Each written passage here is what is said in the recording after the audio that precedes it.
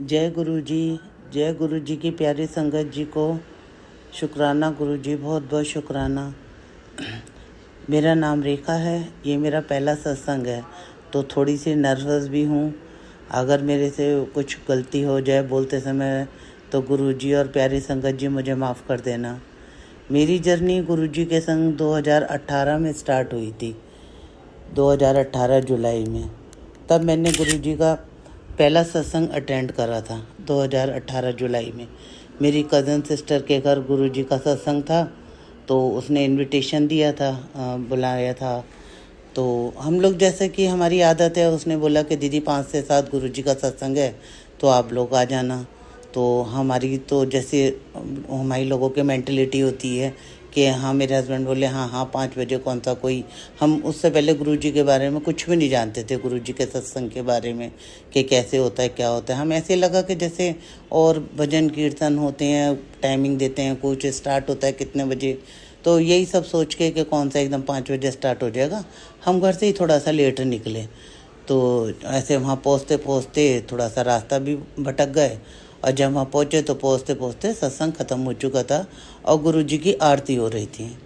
कोई बात नहीं, हमने आरती अटेंड करी। फिर उसके बाद प्रसाद आया, उन्होंने हमें कड़ा प्रसाद दिया, कड़ा प्रसाद खाया, चाय प्रसाद लिया गुरु जी का। फिर उसके बाद हम बैठ गए और फिर उसके आरती के बाद लोग, जो बाकी संगत बैठी थी, काफ़ी संगत आई हुई थी उसके घर, तो जो संगत आई हुई थी वो अपने अपने सत्संग शेयर करने लगे। कोई कुछ सत्संग शेयर करा, कोई कुछ। तो उस समय गुरुजी से जुड़े नहीं थे तो हमें वो चीज़ें थोड़ी इतना इंटरेस्ट नहीं आ रहा था उन चीज़ों में।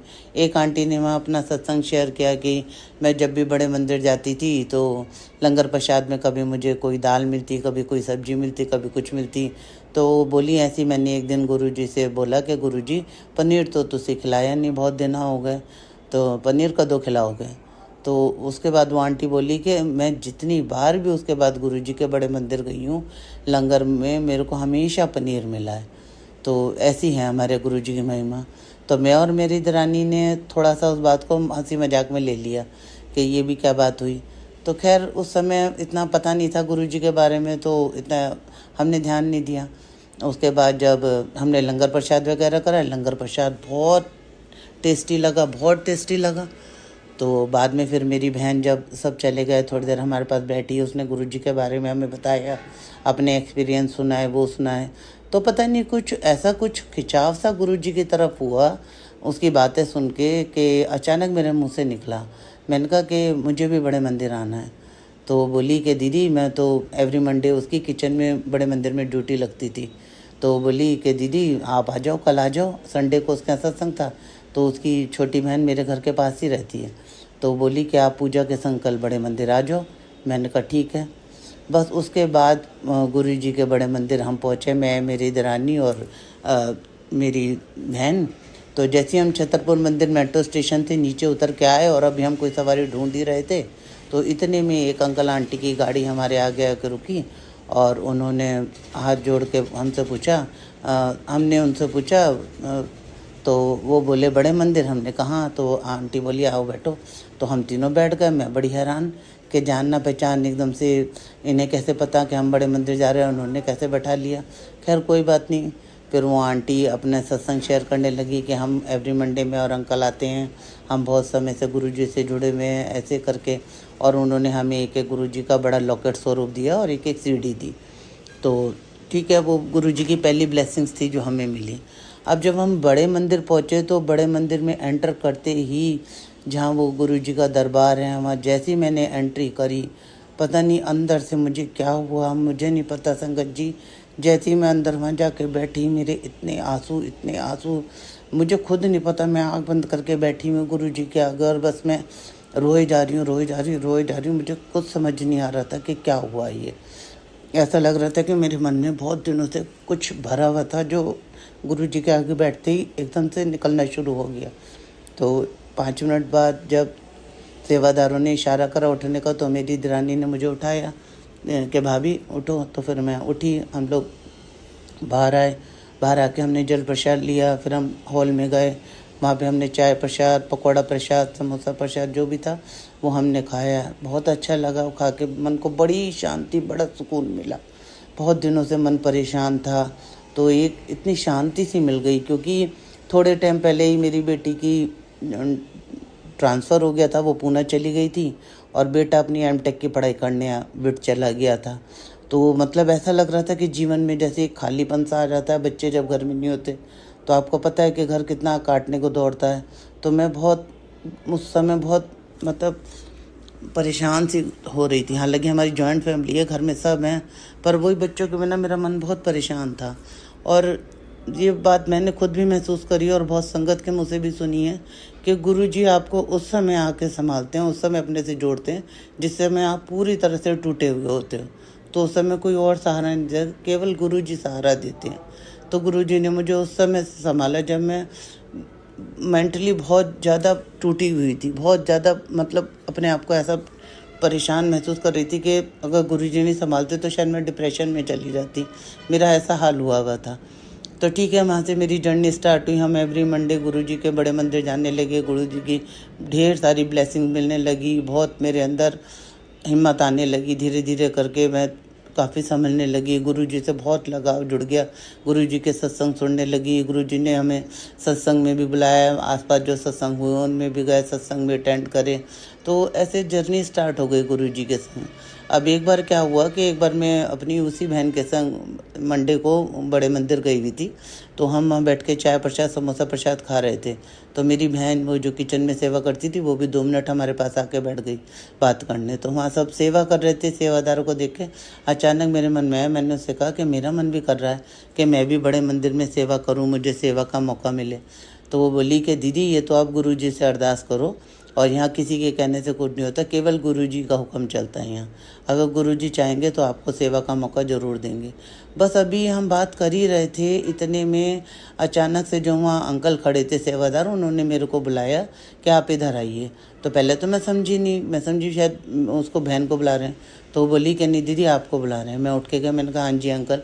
तो उन्होंने मेरे हाथ में एक कपड़ा दिया, और आपने देखा होगा लंगर हॉल में वो जो ब्लैक कलर के प्लेटफॉर्म बने हुए हैं बड़ा सा। तो उन्होंने कहा आंटी आप ऐसा करो कि इसको ना प्लेटफॉर्म को साफ़ करो इस कपड़े से। तो ये गुरुजी ने मेरे को एक छोटी सी सेवा बख्शी, और इसके पीछे बहुत बड़ी बात है, वो भी मैं आपको अभी शेयर करूँगी कि गुरुजी ने मेरे से वो सेवा क्यों करवाई। तो मैं मन में सोच रही, मैंने कहा प्लेटफॉर्म तो बिल्कुल साफ़ लग रहा है, एकदम चमक रहा है। पर मैंने कहा कोई नहीं, शायद गुरुजी ने मेरे मन की बात सुन ली। मैंने सेवा मांगी थी तो गुरुजी ने सेवा दी। मैंने बड़ी खुशी खुशी वो पूरा बहुत बड़ा प्लेटफॉर्म है, मैंने पूरे को बहुत अच्छे से साफ़ करा। और मैंने अंकल को कहा हो गया अंकल। तो अंकल कह कि नहीं अभी एक बार और करो, आप ऐसा करो इस कपड़े को अंदर किचन से धुलवा के लाओ और फिर एक बार और पोंछो। तो मैंने कहा जी।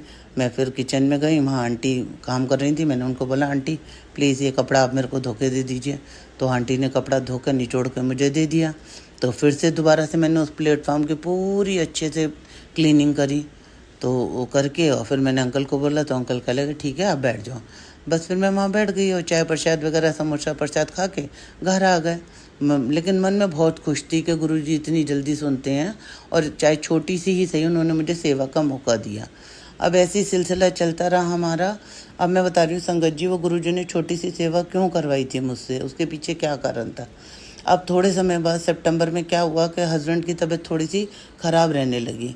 उनसे चला नहीं जाता था, एकदम हाफनी चढ़ जाती थी, थोड़ा सा प्रॉब्लम हो रही थी। उन्हें शुगर बीपी की प्रॉब्लम है, तो कुछ हार्ट की भी प्रॉब्लम शुरू हो गई थी। तो हमने उनके साथ टेस्ट वगैरह कराए तो टीएमटी की रिपोर्ट ठीक नहीं आई। हमने अपने फैमिली डॉक्टर को दिखाया तो उन्होंने बोला कि उन्होंने हमें बीएलके में भेज दिया कि टीएमटी की रिपोर्ट कुछ ठीक नहीं है, तो आप बीएलके में ऐसे ऐसे डॉक्टर हैं, आप उनको दिखाओ। अब हम जब गए उनको दिखाने बीएलके में, तो डॉक्टर ने रिपोर्ट देखी तो वो कह लगे आप ऐसा करो एक ईको करता हूँ मैं आपकी। अब जब उन्होंने ईको करी तो ईको की रिपोर्ट भी ठीक नहीं आई। तो उन्होंने डाउट किया कि शायद आपकी कुछ ब्लॉकेज वगैरह है नलियों में, तो उसके लिए हमें आपको एडमिट करना पड़ेगा 1 दिन के लिए, तो और आपकी एंजियोग्राफी होगी। तो ठीक है, हॉस्पिटल का प्रोसेस पूरा करके और हमने एडमिट कर दिया उनको। अब हमारे मन में तो ये था, डॉक्टर ने हमें यही बोला था कि अगर ब्लॉकेज वगैरह कुछ होगी तो छल्ला वगैरह डलेगा, 1 छल्ला या 2 छल्ला, अगर ज़्यादा ब्लॉकेज हुई तो 2 छल्ले, नहीं तो 1 छल्ला डलेगा। ठीक है, हम बाहर बैठे हुए वेट करते रहे। मैं और मेरे जेठ का बेटा हम दोनों साथ गए थे, और ये थे, इनको अंदर ले गए वो ऑपरेशन थिएटर में, और हम बाहर बैठे रहे। शाम को 5 सवा 5 बजे जब डॉक्टर बाहर आए तो हमने उनसे पूछा, तो वो बोले कि मतलब उनके छल्ला तो नहीं डला। तो हम खुश हो गए मतलब सुन के कि इसका तो उनके ठीक है। तो कह रहे नहीं प्रॉब्लम ये नहीं, प्रॉब्लम कुछ इससे ज़्यादा है। तो इतने में तब तक मेरी बेटी भी वहाँ आ गई थी, दिल्ली आई भी थी वो, तो फिर ऑफिस से फिर वो भी वहाँ आ गई थी। तो फिर उन्होंने हमें सर्जन से मिलवाया। तो उन्होंने बताया कि इनकी तो तीनों नलियाँ पूरी तरह से ब्लॉक हैं। एक तो 100% ब्लॉक है, एक 85% और एक 90%।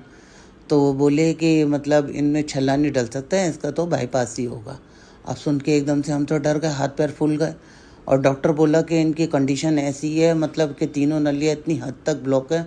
मेरे को तो बड़ी हैरानी हो रही है कि ये अभी तक ज़िंदा कैसे हैं, और मतलब अभी तक इनको कोई अटैक नहीं आया, कुछ नहीं आया। नहीं तो कह रहे ऐसे केसेस में ज़्यादातर साइलेंट अटैक आता है और किसी को पता भी नहीं चलता। तो कह रहे मुझे बहुत हैरानी है कि अब तक मतलब ठीक कैसे चल फिर कैसे रहें। खैर फिर हमने, डॉक्टर ने कहा कि आप इन्हें एडमिट कराओ, कल सुबह इनका ऑपरेशन होगा। कोई नहीं, हमने एडमिट करा दिया, डॉक्टर ने ऑपरेशन कर दिया, सब कुछ हो गया। गुरुजी की ब्लेसिंग से इनका बिल्कुल सही वो हो गया। ऑपरेशन के बाद जब हम डॉक्टर के रूम में गए पूछने, तो डॉक्टर ने बताया कि मैंने इनकी 2 नलियों को खोल दिया है, बाईपास कर दिया है, और तीसरी नली है वो दवाइयों से अपने आप ठीक हो जाएगी। तो उसी वक्त मेरे रोंगटे खड़े हो गए ये सोच के कि वो जो गुरुजी ने 2 बार मुझसे प्लेटफॉर्म साफ़ करवाया था, वो गुरुजी ने इनकी 2 नलियाँ साफ़ करनी थी। इसलिए वो मेरे कर्म काटे थे कुछ गुरुजी ने मेरे हस्बैंड को नई ज़िंदगी ब्लेस करी है। मौत के मुंह में से उन्हें निकाल कर लाए हैं गुरुजी। और उसके बाद फिर जैसे ही मेरे हस्बैंड ठीक हुए, पहले मेरे हस्बैंड ज़्यादा गुरु को किसी को मानते नहीं थे, पूजा पाठ बहुत करते हैं, भक्ति भाव वाले इंसान हैं, लेकिन नहीं गुरुओं के चक्कर में ऐसे वो पढ़ते थे। मैं जाती थी वो, तो वो मेरे को मना नहीं करते थे, पर खुद कभी उन्होंने इंटरेस्ट नहीं दिखाया। पर मैं जब लास्ट गुरुजी जैसे ही इनका ऑपरेशन हो गया, मैं तुरंत बेटी को लेके गुरुजी के मंदिर गई, मत्था टेक के आई। उस दिन भी मंडे का दिन था बाई चांस।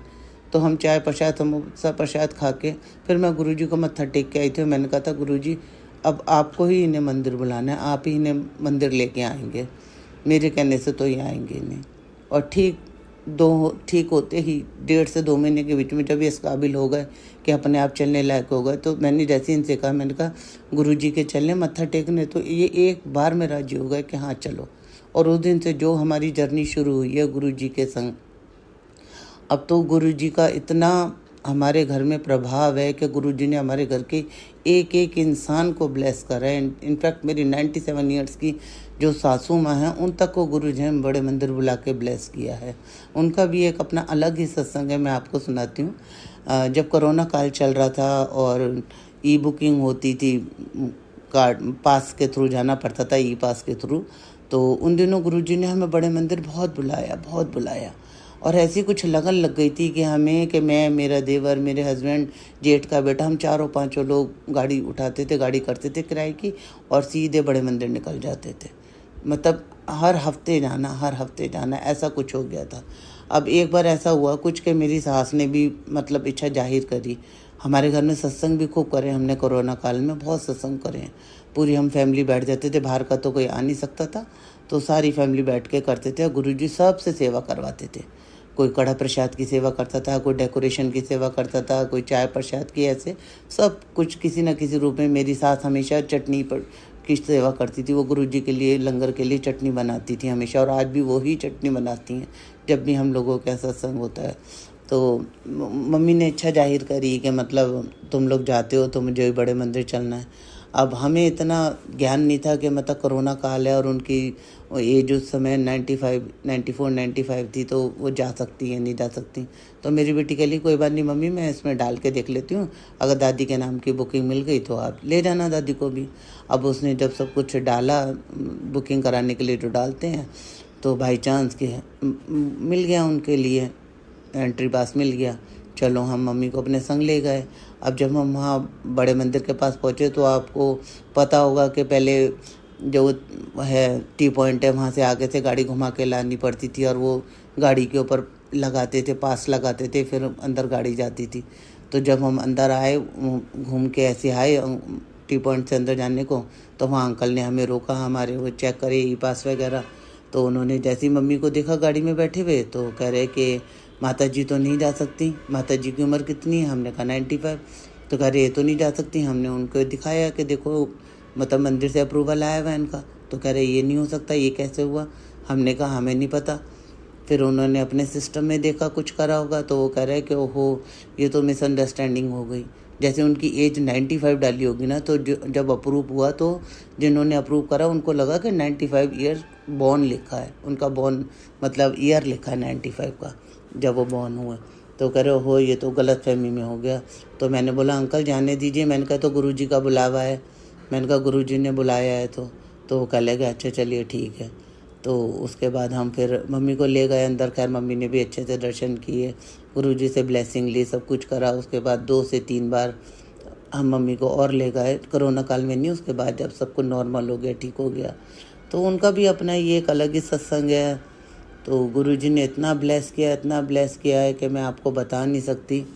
बहुत सारे सत्संग तो बहुत सारे हैं छोटे बड़े, लेकिन बस वही है कि अगर मुझे मौका मिला तो मैं दोबारा अपने और सत्संग शेयर करूँगी। गुरुजी हमेशा कहते थे कि सत्संग को छोटा रखो, तो इसलिए बस ये छोटा सा सत्संग आप लोगों से आज मैंने शेयर किया है। कोई भूल चूक हुई तो गुरुजी माफ़ करिएगा। अपनी चरण शरण में बनाए रख